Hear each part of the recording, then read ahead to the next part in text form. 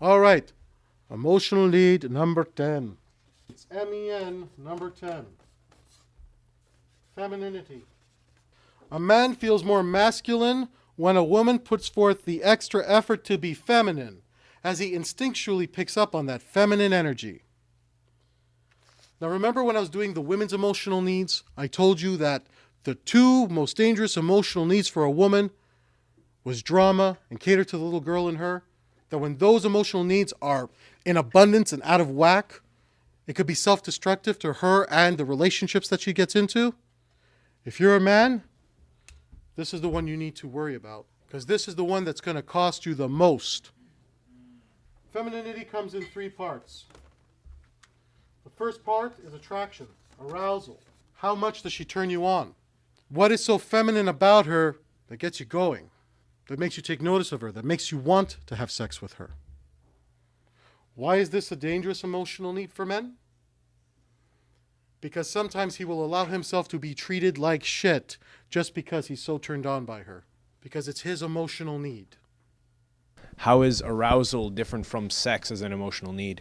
Arousal is talking about the attraction, the desire to have sex. The sex itself as an emotional need is the sexual physical act.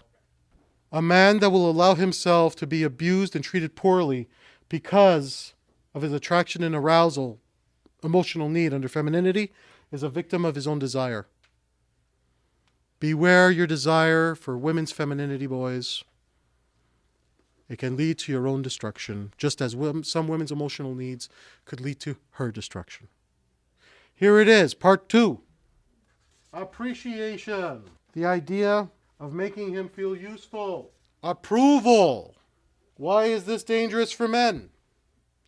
Because when he takes his need for feeling useful, when he takes his need to be appreciated by a woman too far, he becomes the emotional cookie man. Everybody is emotional cookie man. One more time, the emotional cookie man.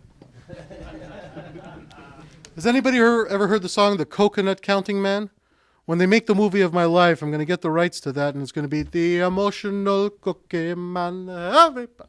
Are you going to dance like that in the movie? Absolutely. Well, I won't be acting in the movie, but I'm sure I'll ask for, okay, just give me a cameo, and I'll just be there singing the emotional cookie man. Okay. Okay. By the way, this is also very dangerous, these emotional needs here for men, the femininity. Because it's very easy to see why a man would want an unintelligent, very attractive, and super needy woman. Because on some level, if she's really attractive, and she's so needy that he has to do everything for her, he feels so useful, he feels so appreciated, and she's so beautiful. And he could be taken in by that, and then, 10 years later, gets sued and have half his estate lost. Sound like any celebrities we know? All right.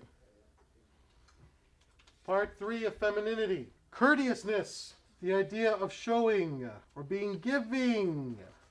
We always associate these as very feminine traits. A man gets to be generous, but a woman is always giving. Why is this dangerous for men? Because the challenge for a woman to be courteous is to balance being courteous but not being mothering. However, gosh darn, men don't see it as mother-lover. They see it as ally. So she's being really, really courteous. Does he see her as an ally or an enemy? But if she's being really, really courteous, does she see it as being a mother or a lover? Mother if taken too far. His own emotional need to have her be courteous and giving is exactly what might cost him the relationship long term. Yes, sir. Lost relationship because she was too courteous and I was too accepting. Dinner is everything, and I thought, oh, this is awesome. I got my dinners bought, I got clothes bought, like $200 jackets. Didn't ask her for a thing, and then she said one day she literally said, "I feel like I'm your mom." Mm-hmm. Now you understand why. Yeah. And you never saw that coming, right? You thought, wow, she's really great, she's really loving, she's really amazing. Yeah. You thought she was what, your ally or enemy? Ally. And the very thing that was making you so happy. Exactly what cut it too. That was her exact words. I'm your mom. Yep.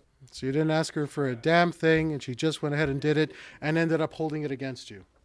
Now, as a guy, before you were presented with this, what was going through your head about that point? You were thinking, what? Fucked up girl, I can't understand it. Yeah, it is fucked up if you don't understand the emotional needs theories. That's one thing I'm very proud of about my work. It makes the impossible to understand very predictable. There's three things about emotional need theories. You ready for this? The last thing? ENA. The emotional needs analysis.